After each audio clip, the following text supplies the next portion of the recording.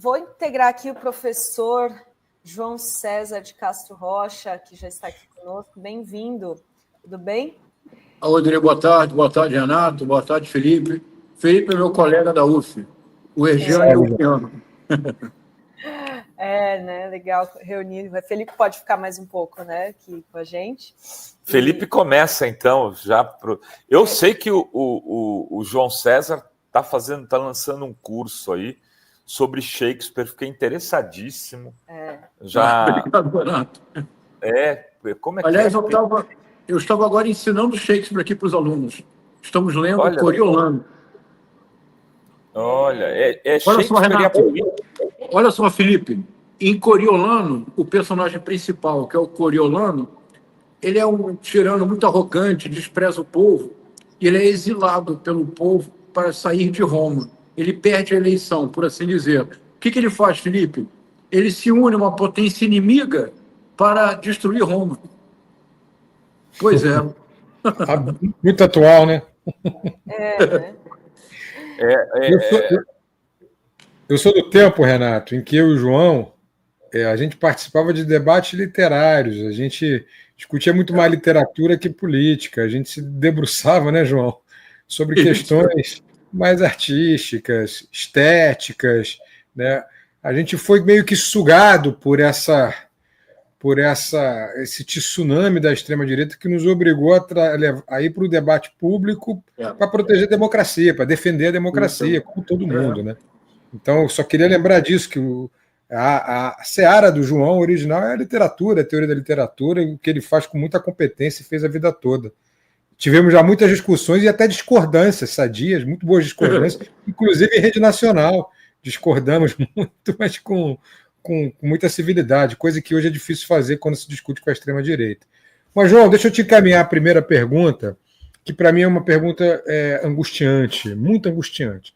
Eu citei essa tua trajetória intelectual, que é muito maior do que isso, estou só rememorando áureos tempos de 10, 15 anos atrás, que a gente fazia coisas, eu diria, muito mais prazerosas em termos artísticos, mas hoje a gente se vê nesse redemoinho da conjuntura política, tendo que estudar, entender, dissecar as estratégias antidemocráticas, violentas da extrema-direita e tentar enveredar por alguma resposta. Mas eu, sinceramente, fico me questionando se os nossos métodos, a nossa formação mais cartesiana, científica, acadêmica, ela é realmente eficaz ou se a gente chove no molhado o tempo inteiro.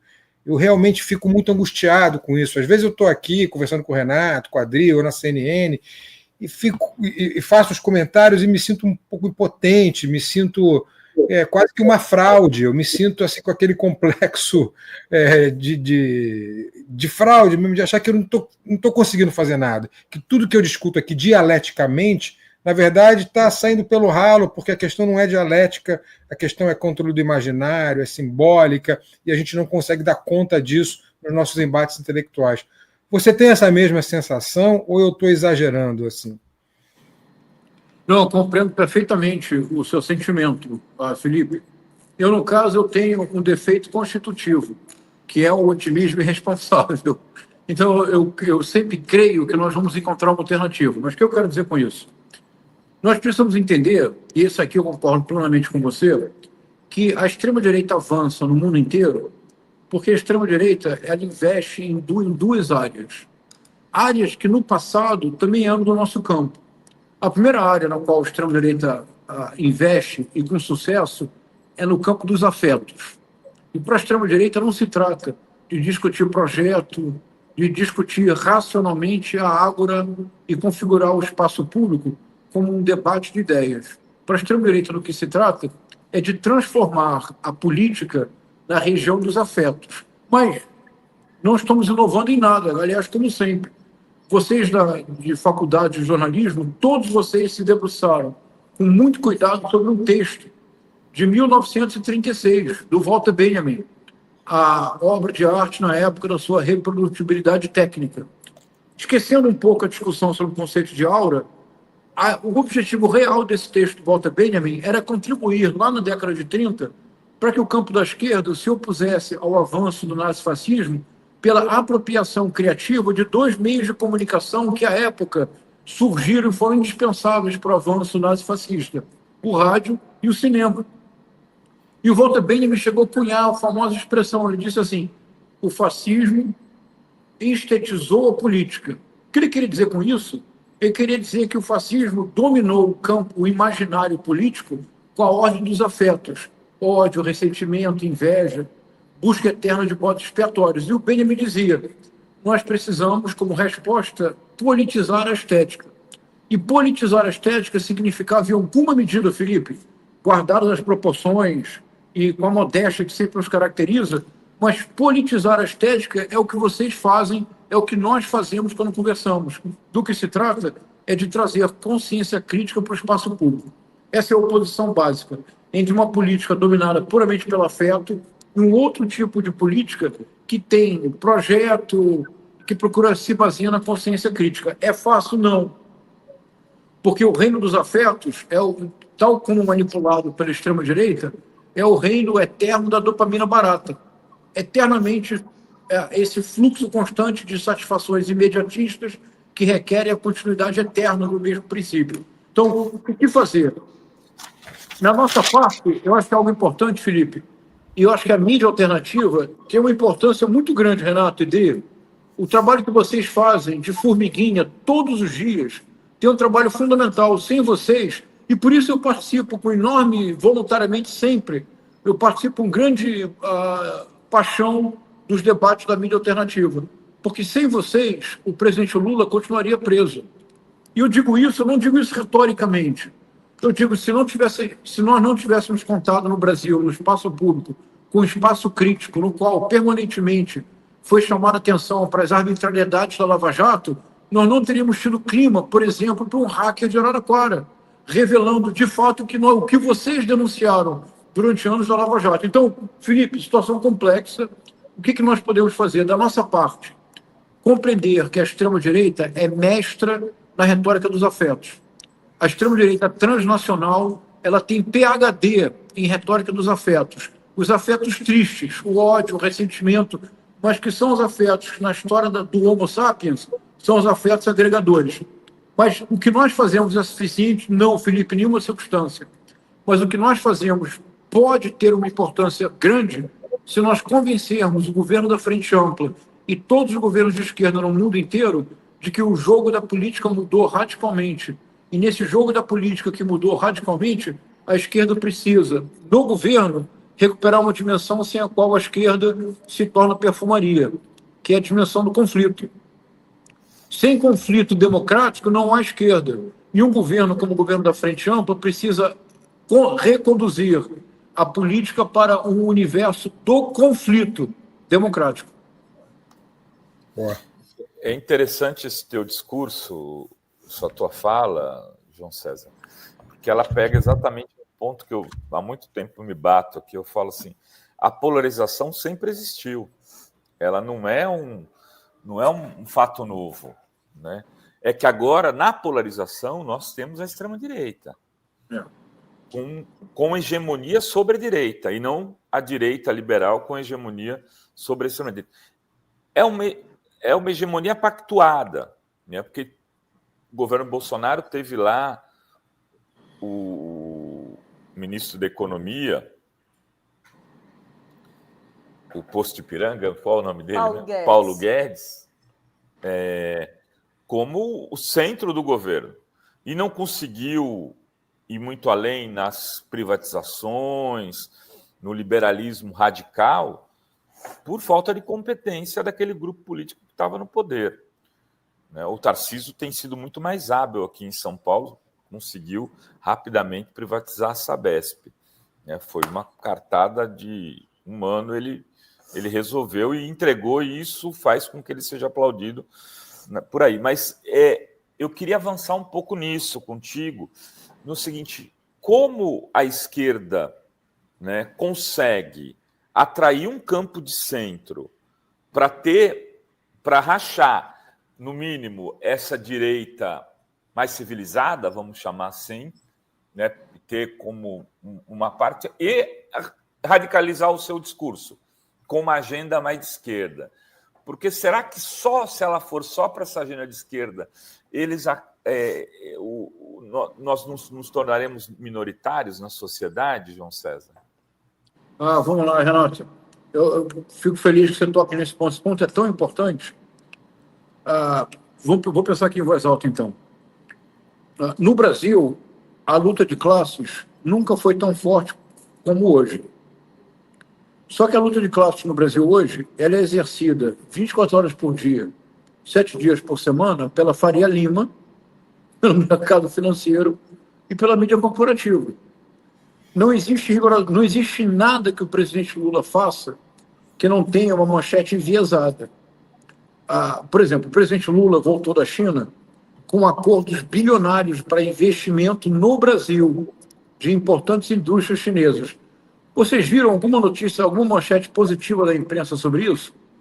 A única manchete que dominou a mídia corporativa relativa à viagem do presidente Lula foi uma fake news, que a primeira-dama teria interrompido o presidente chinês Xi Jinping para inquirir sobre o TikTok. E o presidente Lula disse, não, mas a pergunta foi feita por mim. Então, essa entidade fantasmática no Brasil, o mercado, Renato, está em luta de classes desde o dia 1 de janeiro de 2023. Veja, há 3 anos, só no Brasil acontece um fenômeno. Há 3 anos, os analistas extraordinariamente bem pagos de mercado erram. Sistematicamente, eles jogam a inflação para cima e a previsão de crescimento do PIB para baixo. Não é um erro, é um projeto. O projeto é manter o Estado refém do saque permanente das elites financeiras. Porque, como a dívida do Tesouro Público é paga com juros da taxa Selic, se você tiver uma campanha sistemática de desinformação sobre o estado real da economia brasileira, os juros da taxa Selic crescem ou se mantêm altos e, com isso, os juros são verdadeiramente fortunas transferidas do Estado brasileiro para a elite financeira. A elite financeira neste país está em luta de classes 24 horas por dia, 7 dias por semana. Me parece que, por vezes, nesse caso, a extrema-direita, só aqui entre nós 4, que ninguém nos escute. Renato, o que a extrema-direita faz hoje no Brasil, de maneira odiosa, vil, abjeta, mas o que a extrema-direita faz é hiperpolitizar todas as ações. A extrema-direita politiza. Se o presidente Lula espirrar numa viagem para os Estados Unidos, a extrema-direita politiza o espirro. Vai dizer que é uma doença grave, que mostra que o presidente Lula é o Joe Biden. Se o presidente Lula não espirrar, dirão que estão escondendo um quadro clínico grave. Então, a extrema-direita politiza radicalmente 24 horas por dia, 7 dias por semana. Uma figura como Nicolas Ferreira não faz campanha no período eleitoral. Viver em campanha é o princípio básico da extrema-direita no mundo inteiro. Por exemplo, em Portugal, com André Ventura, que eu denuncio há anos, dizendo que ia acontecer o que aconteceu agora. E o Chega, pela primeira vez na sua história, ficou à frente do Partido Socialista. A estratégia é sempre a mesma. É, de maneira incansável, ocupar as redes sociais com uma colonização da política pela lógica da atenção. Quem é que não está politizando, Renato? Sejamos aqui bem honestos. Quem é que não está politizando no mundo? Não é só no Brasil. É a esquerda quando chega ao poder. É como se o governo da Frente Ampla fizesse um esforço enorme para não quebrar louça, para parecer muito civilizado. Vamos ter um embate no Congresso? Evitemos. Só vamos passar as leis que nós sabemos que serão aprovadas. Não pode ser assim. Há uma dimensão da luta política da esquerda que fundou a possibilidade de um governo de esquerda no mundo, não só no Brasil, que é o conflito, mas conflito dentro das regras democráticas. Como assim? Vamos lá. É preciso taxar os dividendos, é preciso taxar os super ricos, é preciso aumentar o imposto sobre herança no Brasil. No Brasil, Renato, você paga de imposto sobre herança 4%. Como todos nós amamos os americanos e votamos no Trump, façamos com os Estados Unidos. Nos Estados Unidos, o imposto de herança chega a 40%. Então, há uma dimensão de conflito indispensável. Dou um exemplo e passo a palavra para vocês para não ocupar muito tempo. Veja, E veja que a extrema-direita no mundo inteiro avançou com a crise de 2008. No Brasil, com a crise produzida pelo golpe, em 2016. Como assim? Veja, 2008. A crise é uma crise de especulação imobiliária, o chamado subprime, que eram aqueles créditos muito arriscados. Qualquer pessoa que tinha crédito no banco para comprar uma casa própria, que no fundo não podia pagar. O banco estava pouco preocupado porque, depois de um tempo, receberia o pagamento e tomaria a casa. E a especulação financeira. Essa crise poderia ter produzido um efeito dominó no sistema bancário planetário. Qual foi a solução que os países encontraram? Os Estados Unidos e a União Europeia. Socorrer o sistema bancário com trilhões. Mas eu estou dizendo trilhões, eu não estou dizendo retoricamente. O governo do Barack Obama, que herdou a crise do governo George W. Bush, o Bush filho, o governo do Barack Obama socorreu os bancos nos Estados Unidos com trilhões de dólares.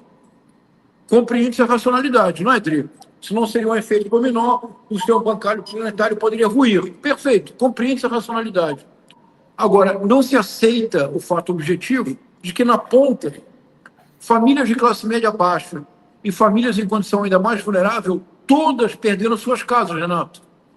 O sistema foi hábil e ágil para defender o sistema bancário, mas não teve nenhuma espécie de leniência com as pessoas que perderam suas casas. Na Europa, a resposta para a crise de 2008 foi o corte sistemático de uma promessa, que era um pacto de cidadania. O pacto de cidadania na Europa é que você paga, em alguns lugares, como a Suécia e a Finlândia, de 50% a 60% de imposto. Agora, você tem saúde gratuita, educação gratuita, transporte público gratuito, transporte público muito barato, de qualidade, você tem uma vida social organizada. Em 2008, qual foi a resposta da União Europeia? Foi sistematicamente começar a minar o pacto de cidadania implícito no estado de bem-estar social. Primeiro resultado objetivo dessa atitude da União Europeia, que apoiou os bancos, mas começou, para compensar o apoio aos bancos, começou a cortar os benefícios do Estado Social. Um homem que aos 35 anos tinha sido eleito o mais jovem primeiro-ministro da União Europeia, mas que na primeira reeleição, em 2002, perdeu para o Partido Socialista.